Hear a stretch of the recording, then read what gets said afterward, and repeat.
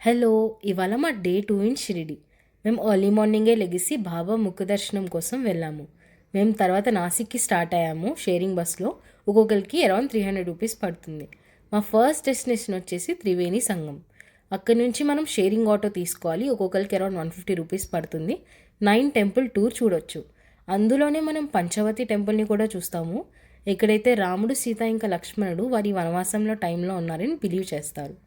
అక్కడ నుంచి మేము త్రయంబకేశ్వర్కి స్టార్ట్ అయిపోయాము. అరౌండ్ 1.5 hours జర్నీ టైం పడుతుంది. సో మేము మధ్యలోనే లంచ్ చేసేసాం. త్రయంబకేశ్వర్ ఒక జ్యోతిర్లింగం.